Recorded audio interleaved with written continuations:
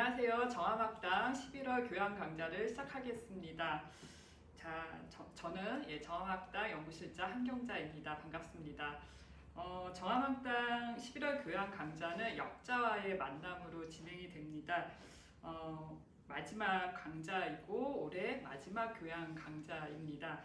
다음 달 12월에는 정화학당 총회가 진행이 됩니다. 그래서 12월 셋째 주 토요일에 총회 강좌로 진행됨을 미리 말씀을 드립니다.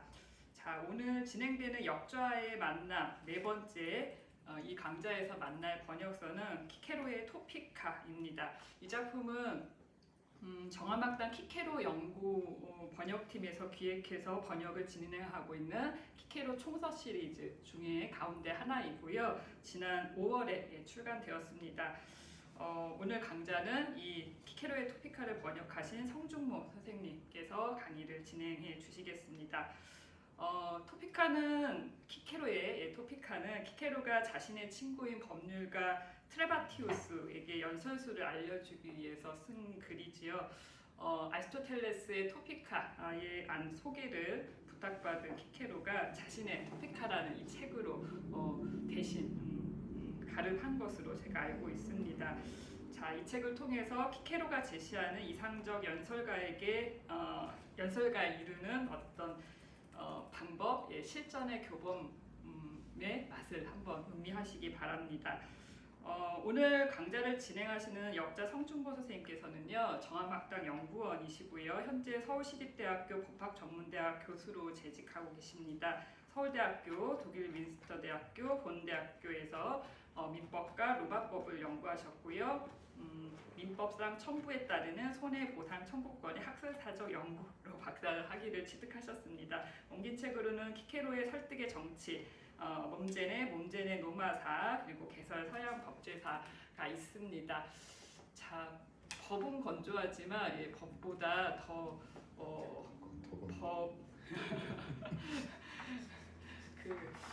법률가는 이런 인격을 갖고 있어야 된다를 항상 모범으로 보여주시는 훌륭한 인격의 선생님이십니다. 함께 오늘 좋은 시간 나누시길 바랍니다. 감사합니다. 힘 부탁드리겠습니다.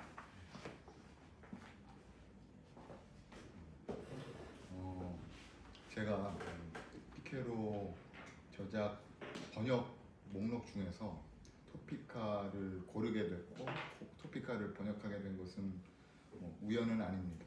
왜냐하면 토피카 전반적으로 내용이 법학 관련된 내용으로 가득 차 있기 때문에 그렇습니다.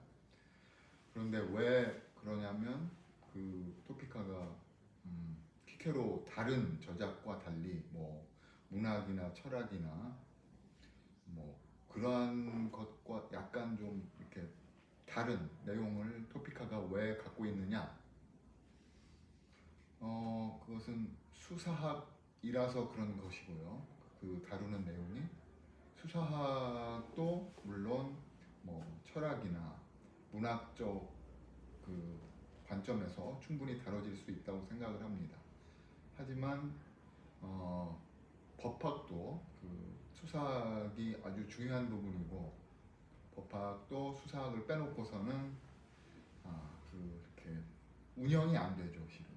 그런데 우리나라에서 법학 교육은 수사학 빼고 운영이 지금 되고 있습니다.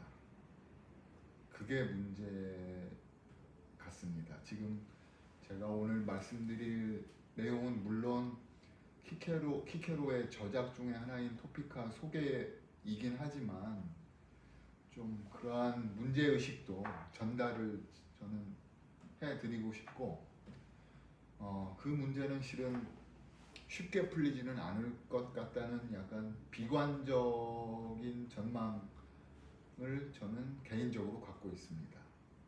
왜냐하면 그 토피카 수사학 관련된 그 내용을 진짜로 이해하려면 우리가 평소에 일상 속에서 논쟁을 정말 많이 하고 살아야 됩니다.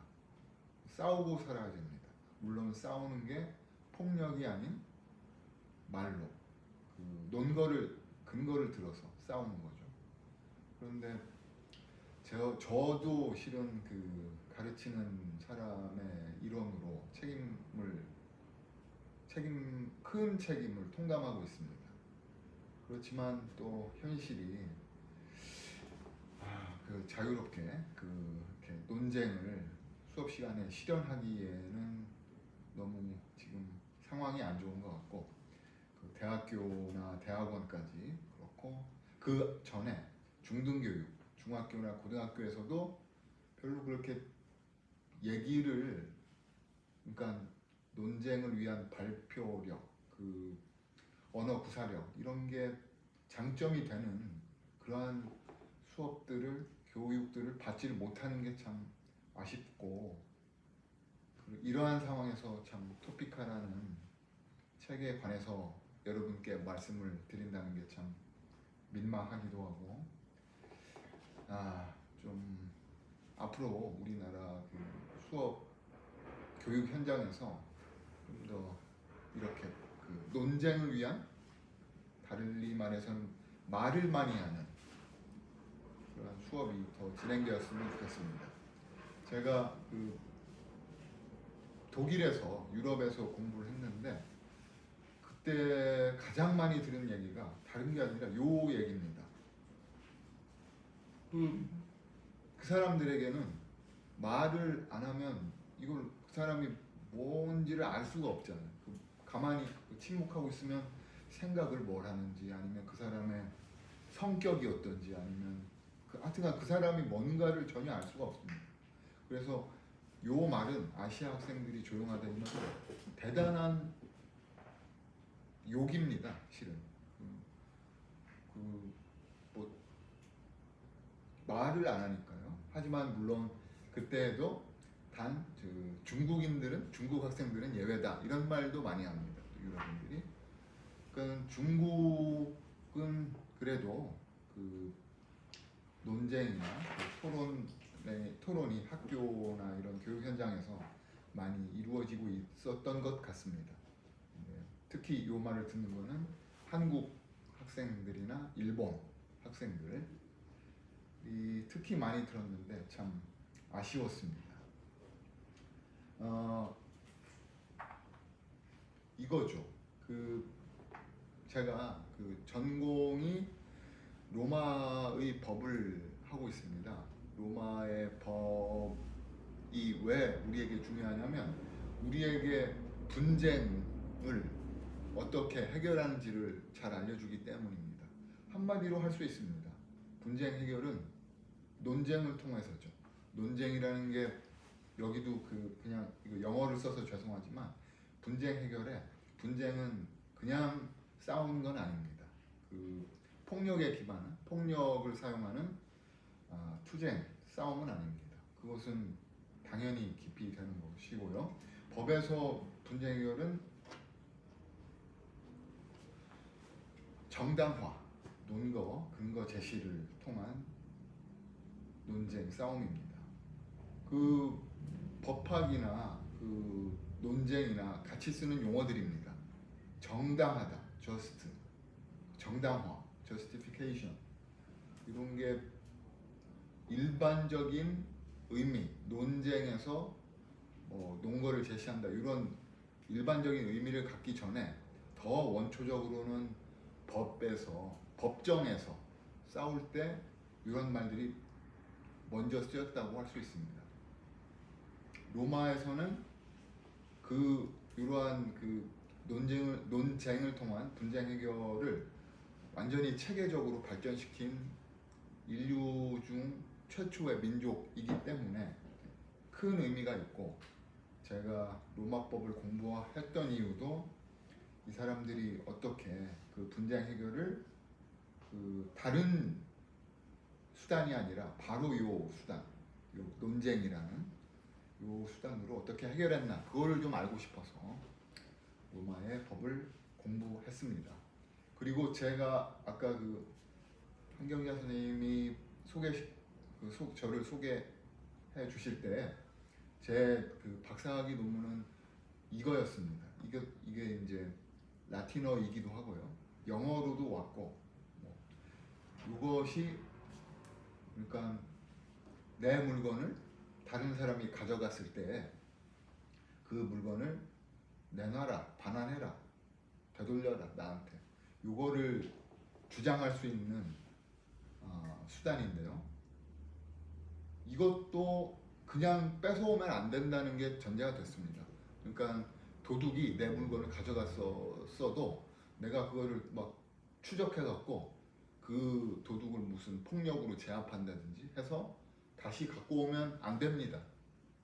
그거는 로마에서 내가 오히려 그러니까 그런 식의 폭력을 쓴 사람이 더 그 열악한 지위로 떨어질 뿐이지 전혀 분쟁의 해결에 도움이 안 됩니다. 요 빈디카케이션, 빈디카티오를 하려고 나는 그 정해진 룰을 지키면서 또 논쟁에 참여를 해서 논거를 정당한 논거를 제시해서 그렇게 해서 그 재판 그 소송에서 승리를 해서 승소를 해서 가져왔어야 됩니다. 실은 이게 쉬운 일 같지만 이 재판이 이런 식으로 규칙에 따라서 그 규칙에 따른다는 얘기가 이미 논쟁을 한다는 것과 동시에 같이 가는 겁니다. 논쟁을 하니까 규칙을 지키고 규칙을 지킨다는 말은 다른 말로 논쟁한다는 말과 크게 다른 말이 아닙니다. 그 여러분들 아마 거의 뭐 다 들어보셨을 것 같은데 솔로몬의 재판이라는 게 있습니다. 솔로몬의 재판은 그 두 어머니가 아기를 가지고 이렇게 내 거다 싸울 때 그 현명한 재판관이라고 소문이 난 솔로몬이 현명한 판결을 낸 그러한 사건으로 역사에 남아 있습니다.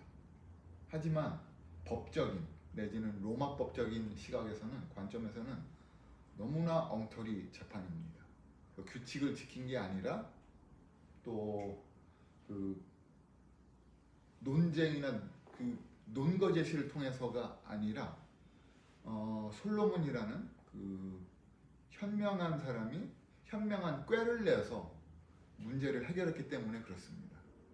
그 로마법에서 말하는 재판이나 논쟁을 통한 분쟁 해결에서는 그렇게 현명할 필요가 없습니다. 왜냐하면 규칙에 따라서 수학적인 그러한 절차 비슷한 그러한 그 과정을 거쳐서 결론에 이르기 때문입니다. 수학에서 뭐 그 규칙만 따라서 공식을 잘 쓰느냐 못 쓰느냐 그런 차이만 있지 현명할 필요는 없습니다. 현명하다는 말은 이렇게 재량이 있고 여러 가지 선택지 중에 그 제일 나은 결과를 도출할 수 있는 한 선택지를 고른다는 얘기인데 그럴 필요가 없다는 것입니다. 법이란 그런 거예요. 그러니까 법은 누구라도 만인이 다 접근 가능할 수 있도록 만들어진 게 법이라는 것이고 만인이 접근할 수 있다는 말은 규칙이 이렇게 규칙의 체계로 되어 있다는 말이고 규칙의 체계를 갖고 있어야지만 그 논쟁, 논의를 할 수가 있다는 말인 거죠. 그게 다 같은 맥락에서 나오는 이야기인 거죠. 이 그림도 한 수백 번 쓰는 그림 같은데요. 제 뭐 강의나 뭐 학교에서나 뭐 대중들을 위한 강의에서나 뭐 너무나 많이 쓴 그림인데 우리나라 전통적인 사회에서 그 재판이라는 게 그런 면에서는 약간 좀 취약합니다. 약간이 아니라 많이 취약한 거죠. 그 뭐냐면 기본적으로 규칙에 따르지 않고 논거를 제시하지 않고 말하자면 솔로몬 재판을 하는 거죠. 그 여기서 이제 재판을 주재하는 사람은 그 지방의 고을, 원님, 뭐 사또 이런 사람들이죠. 이런 사람들은 실은 법적인 지식, 규칙을 뭐 알고 있느냐? 전혀 안 그렇죠. 그냥 그 뭐 원고 피고라고 할 때 그 사람들 말을 듣고 오케이 뭐 이런 게 좋겠다 이런 식으로 현명한 판결을 내리는 것이고 그게 이상이고 그거를 모든 사람이 원했던 거죠. 그러니까 이거는 로마법적 그 관점에서 보면 제대로 된 법이 아니고 법 적용이 아니고 제대로 된 재판이 아니다라고 말을 할 수가 있습니다. 그래서 왜 규칙이 없는 게 위험하냐면 그런 경우가 많습니다. 뭐냐면 하루는 그 자식이 그 부모랑 관련된 무슨 잘못을 저질러서 이렇게 잡혀왔을 때 절대 적극적으로 자기 범행을 부인하면 하루는 사또가 듣고 저렇게 부인을 하는 거 보니까 쟤는 범인이 아닌가 보다 이렇게 판결을 하루는 내리고 다음번에는 저렇게 부인을 하다니 괘씸하다 저놈은 진짜 불효자다 이런 식으로 막 중형을 때리기도 하고 그러니까 이게 규칙을 왜 만드는지는 너무나 명백합니다. 그 이유 그 규칙을 벗어나면 실은 운수소관이죠. 좋게 되면 정말 현명한 판결을 만나서 좋은 결론, 현명한 결론을 만날 수도 있지만 내가 만약에 원고나 피고라면 그게 아니라 재수가 없으면 완전 망할 수도 있다는 것이죠. 그 규칙을 만들었다, 법을 만들었다 이것은 그러한 운수 소관을 최소화하는 기재 메커니즘이고 로마에서는 그렇게 그런 규칙들을 상세하게 만들었고 그렇게 해서 살았다. 법 생활을 그렇게 했다. 그게 중요한 것 같습니다. 빈디케이션까지 말씀드렸는데요. 그러니까는 내 물건을 뺏어간 사람들한테도 함부로 찾아올 수 없었다. 로마는 그런데 아주 이상한 민족입니다. 로마 말고는 이런 식으로 규칙을 만들어 놓고 금방 말씀드린 그 위험, 운수 소관을 최소화하는 그런 생각을 문명권들이 제대로 안 했습니다. 못 했습니다. 로마만 희한하게 이런 식으로 법을 그러니까 법문화를 가지고 살았다는 것이 아주 특이할 만한 사항입니다. 다른 민족은 우리 민족을 포함해서 그런 생각을 잘 못했죠. 유럽도 마찬가지죠. 유럽도 로마 말고는 실은 이렇게 규칙에 기반을 둔 논쟁에 기반을 둔 법 생활을 못했습니다.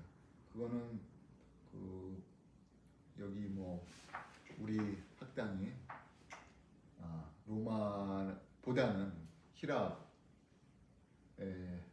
그 철학이나 그쪽에 위시를 하는 그러한 연구자 분들이 많이 계시는 것 같은데 실은 히랍도 제가 말씀드린 요 법문화 면에서는 그다지 그러니까 높은 수준의 그 법문화를 갖지 못했다는 점에서는 로마 외의 다른 문명권하고 크게 다르지 않다. 아쉽지만 뭐 그렇게 말씀드릴 수도 있습니다. 로마가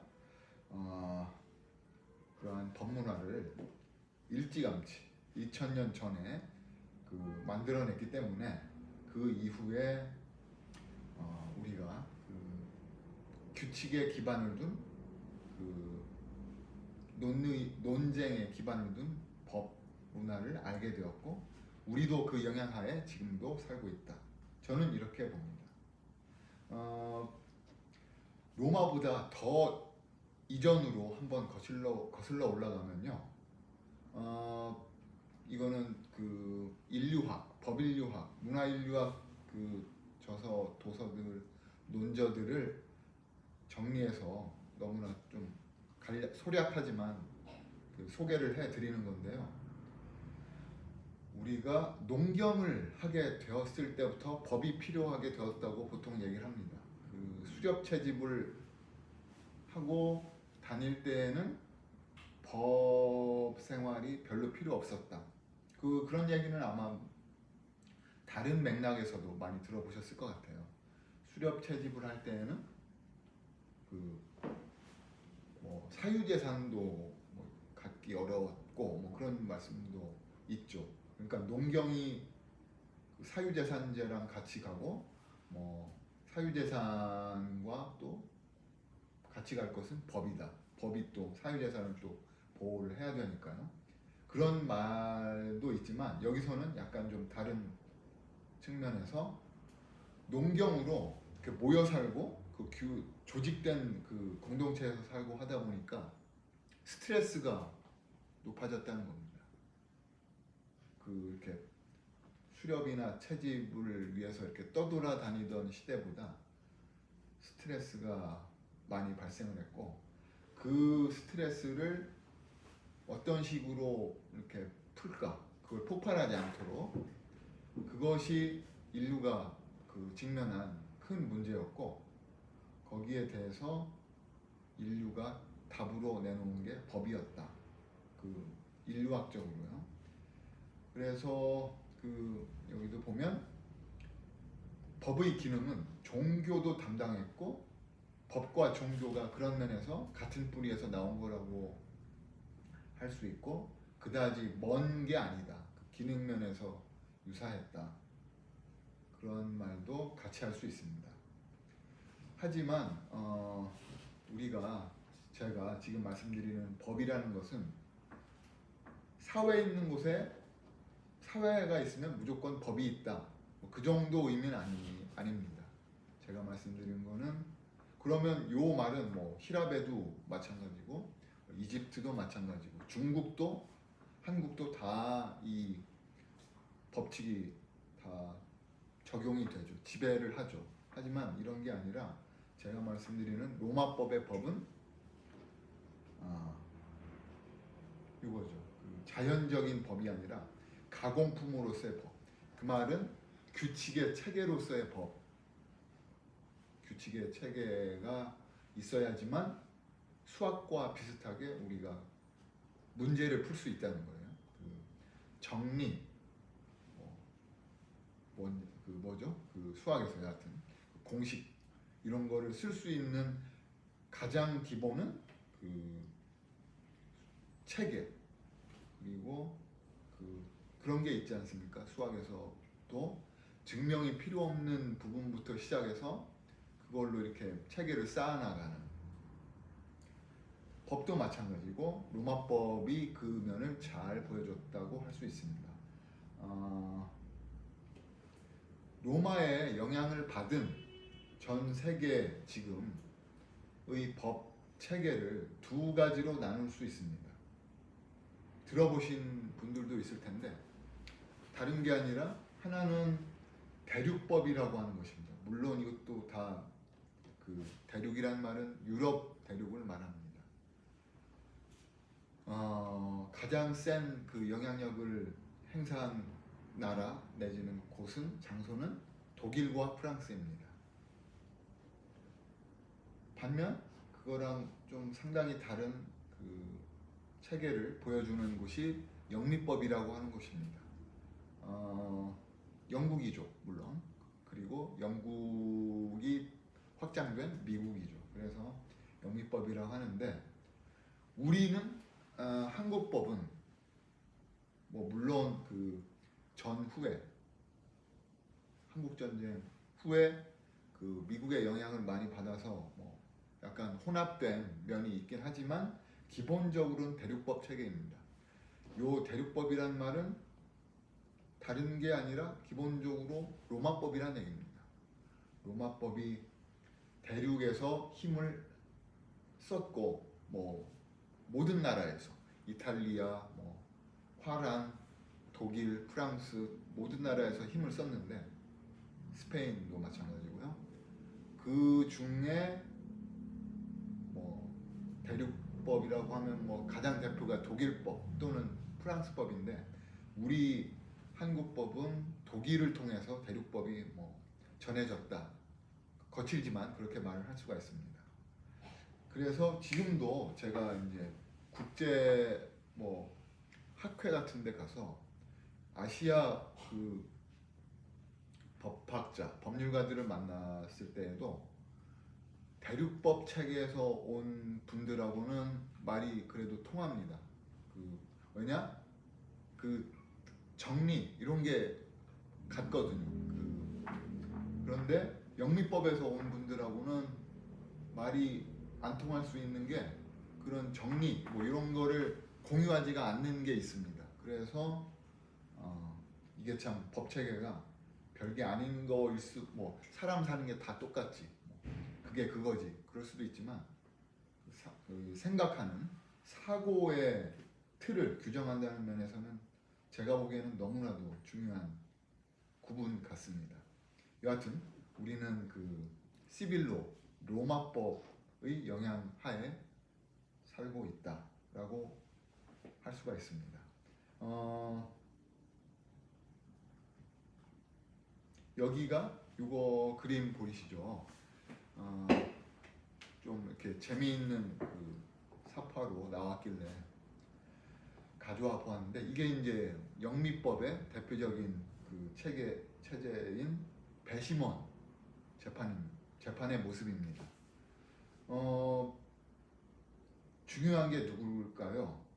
중요한 것은 여기에 나와 있는 판사 가발 쓰고 있는 판사보다 이게 몇 명인가요? 4, 3, 12 12명으로 되어 있는 저 배심원이 요 재판에서는 훨씬 중요합니다.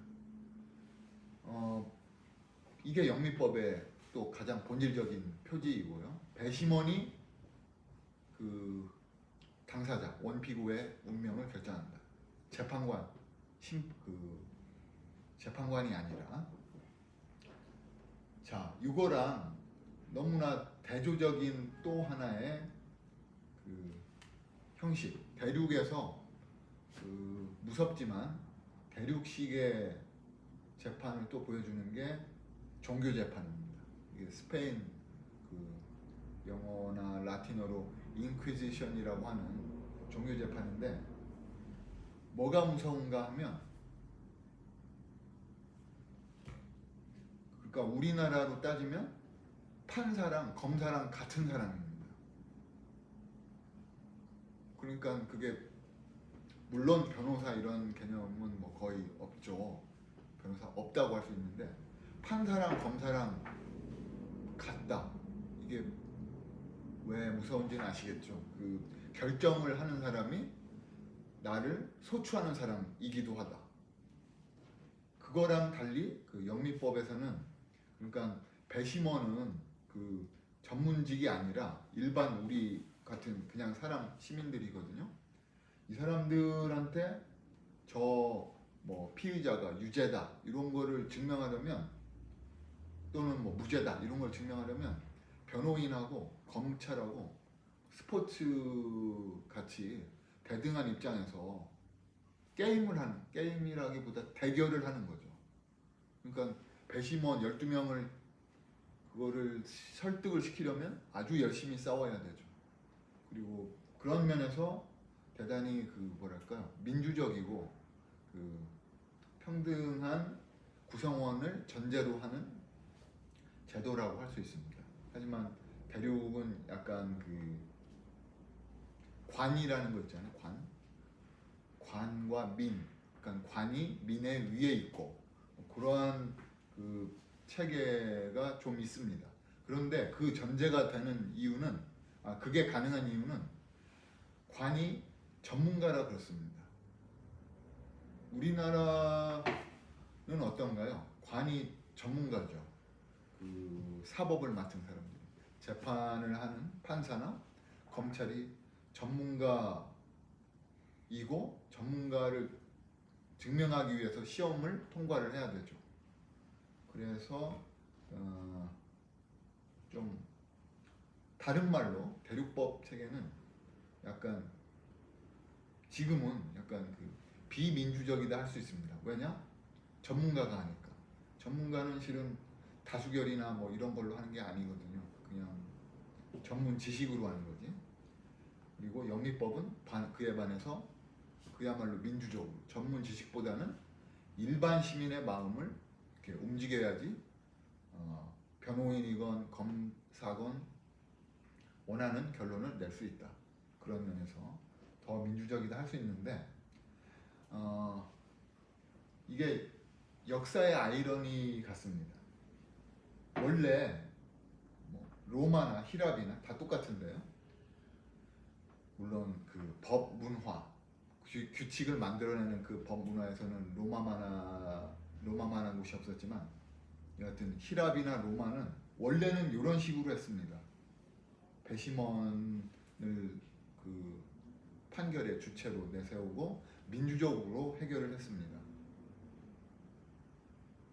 그런데 로마가 이렇게 하다가 그 당시 2000년 전에는 자기네끼리는 이렇게 했는데 그 규칙들을 써서 이렇게 한 거죠. 그러니까 그냥 배심원들의 감정을 건드려서 이기는 그런 건 아니었습니다.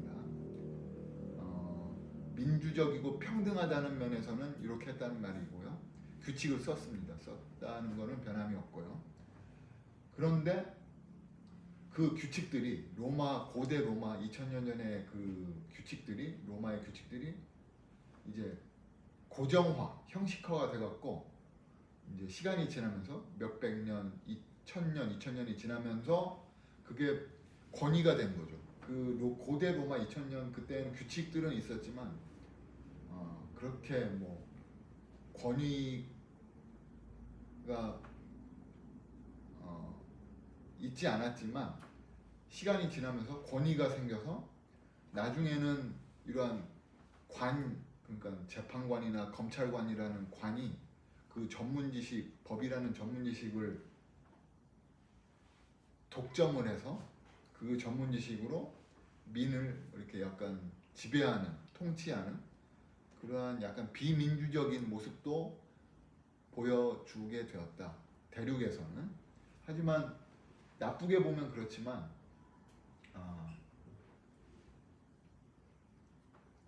로마법, 고대의 2000년 전의 로마법이 그 규칙들이 너무나 전문적이고 그 체계화가 잘 되어 있기 때문에 그것이 체계화가 된 채로 전문 지식이 되고 근대나 현대에는 그 전문가들이 판사건 검사건 전문가들이 그러한 지식을 가지고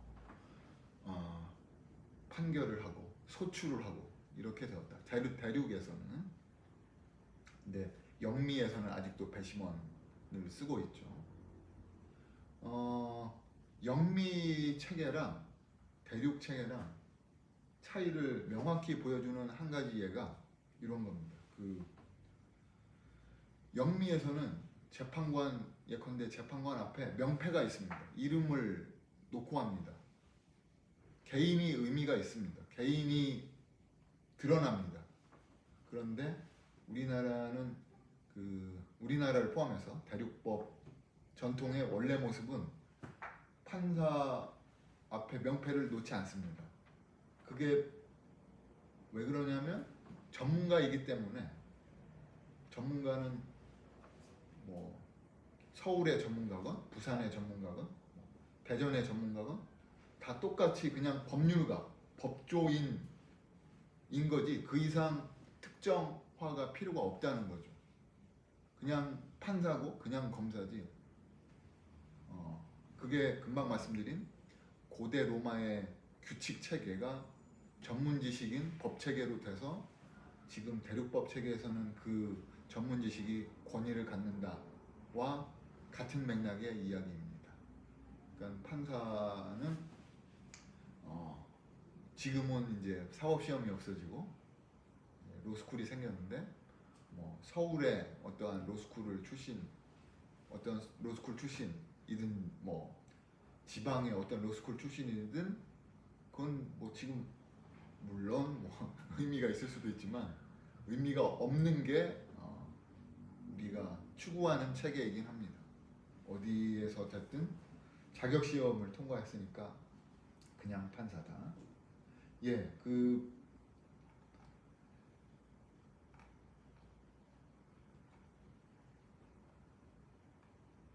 그런데 그런 거를 아까 말씀드린 그 논쟁, 토론 그거랑 가까운 체계가 눈에 보이죠. 영미법 체계죠. 영미법 쪽은 배심원들 마음을 움직여야 되기 때문에 이 사람들 앞에서 거의 연극 같은 일을 합니다. 마음을 감동시켜야 되니까요. 그런데 전문가가 판검사인 그러한 세계에서는 그 사람들을 감동시킬 필요가 없습니다. 그냥 몸이 건조하게 자료만 내놓고 자료에 기반해서 전문가들이 그냥 전문 지식을 이용해서 수학 문제 풀듯이 딱딱딱 해서 결론을 내면 되는 겁니다. 그러니까 상당히 그 절차가 다른 거죠. 아까 초두에 제가 말씀드린 게 그 현재 학교에서도 특히 그 법을 가르치는 로스쿨에서도 논쟁이나 이런 게 활성화가 안 되는 이유 중에 하나가 우리 법이 대륙법이라는 것도 약간 그 이유가 됩니다. 왜냐하면 우리는 그 물론 영화는 미국 영화가 많기 때문에 할리우드 영화가 많기 때문에 법정을 우리가 상상하면 진짜로 그 막 현장에서 배심원들 앞에서 말로 구두로 막 싸우는 그런 거를 많이 보았지만 우리는 그럴 필요가 원래는 없다는 겁니다. 왜냐하면 판검사, 변호사 다 전문가이기 때문에.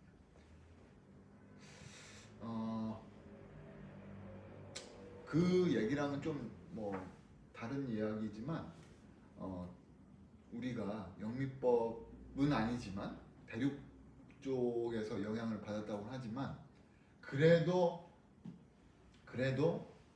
토론이나 논거 제시에서 주장을 설득력 있게 만들고 상대방을 이렇게 설득시키는 내 주장이 신빙성 있게 만드는 그러한 기술들은 영미법을 택하지 않았다고 필요 없는 것은 아닙니다. 그건 당연히 그렇죠. 그 전문가들도 설득을 시켜야지만 내가 이길 수가 있을 테니까요. 법에 관련된 모든 논의는 기본적으로 그 논리적으로 설득까지 이르러야지만 효과가 있고 그것을 목표로 해야 되는데 아까 제가 뭐 아쉽다고 한 것은 대륙법계이지만 그것도 이루어지지 않고 있다. 그러니까 그거는 뭐 여기에서 그 해결될 일도 아니고 실은 중등교육에서 내지는 더 앞으로 가서 초등교육에서 암기식이나 주입식이 고쳐지지 않는 한 유언한 일이다. 그 해결은 뭐 좀 아쉽지만 그렇게까지만 말씀드리고 지나가겠습니다. 그 로마에서요.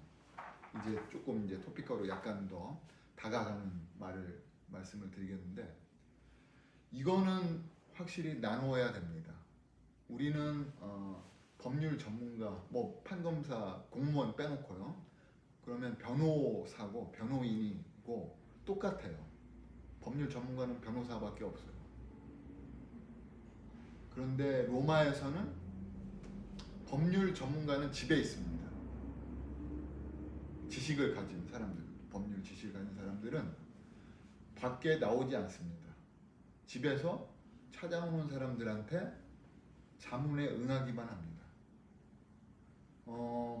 실제 법정에서 변호인으로 연설을 하는 사람들은 속된 말로 말빨이 좋은 사람들이지 그 지식이 뛰어난 사람들은 아닙니다. 하지만 법정에서 그걸 잘 싸우려면 당연히 법적인 지식이 있어야지 말빨도 세울 텐데 연설가가 변호인이 되어서 피고든 보통은 피고겠죠. 변론을 하려고 할 때 연설가로서만은 자기 기능을 할 수가 없습니다. 그래서 법정에 나가기 전에 거의 100% 법률 전문 지식을 갖고 있는 그 사람한테 찾아가죠. 어떻게 했으면 좋겠냐, 뭘 공격할까. 그러면 그 전문가가 이제 코치를 하죠. 코치를 해서 그거를 듣고 연설문을 작성을 해서 법정에서 이제 연설을 하는 건데, 그 연설이 그러니까 법적인 전문 지식도 있고 거기에 또 그 연설적인 요소가 같이 혼합된 것이죠. 그거를 잘 섞어야지만 이길 수가 있는 것이고, 오늘 소개되는 그 책의 저자 키케로는 기본적으로는 연설가 쪽입니다. 그 법률 지식을 가진 전문가보다는요. 물론 그 키케로도 상당한 지식을 갖고 있는 것은 뭐 부정할 수 없습니다. 하지만 그 전문가라고 할 정도는 아닌 것 같습니다. 연설가로서는 대단히 성공적인 사람이었지만, 그 아마도 그 키케로를 법률적으로 그 자문에도 응하고 좀 도와줬던 사람이 아까 그 이름이 나왔던 트레바티우스 같습니다. 그 사람은 법률 전문가입니다. 뭐 정확한 그 왔다 갔다 거래 뭐 그런 것을 알 수는 없지만, 키케로의 법률 자문력을 어느 정도는 맡은 것은 확실한 것 같습니다. 트레바티우스가. 그래서 이 책에서 키케로가 수사학, 다른 말로 연설을 어떻게 잘하느냐, 청중을 어떻게 설득을 할 수 있느냐, 이거를 다룬 책에서 법률에 관련된 사안들을 소재로 삼은 것은 이 책을 바치는데 그 헌정을 받는 사람이 전문 법률가이기 때문에 그렇습니다. 뭐 그 이유가 아니더라도 수사학이나 연설술을 연습하거나 그 실력을 갈고 닦을 때, 훈련할 때 법정 연설이 언제나 중요한 수단인 것은 뭐 변함이 없습니다. 그 확실한 사실입니다. 왜냐하면 법정만큼 물론 뭐 학술적인 토론이나 학술적인 논쟁 뭐 당연히 있을 수 있지만,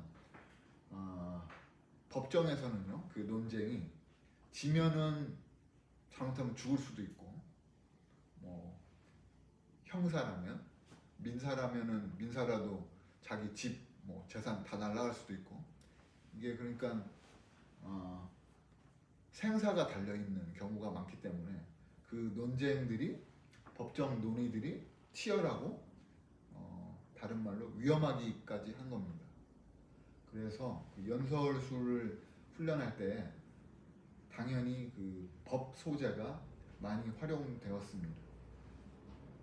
그래서 그 토피카라는 저서를 키케로가 지을 때에는 그 상대방, 헌정받는 상대방이 법률 전문가라서도 그랬지만, 그 책이 세상에 나왔을 때, 공간되었을 때, 출판되었을 때 일반 시민들도 그 정도 사안들은, 법적인 사안들은 읽고 음미하고 평가할 수 있을 정도는 되었다라는 게 전제가 된 겁니다. 그러니까는 전문 지식이라기보다는 이 정도 법률 지식은 교양에 속했다. 로마에서는. 모르겠습니다. 다른 사회에서는 이 정도 갖다가, 이 정도는 교양에는 못 속할 것도 같은데 로마에서는 가능했던 얘기 같습니다.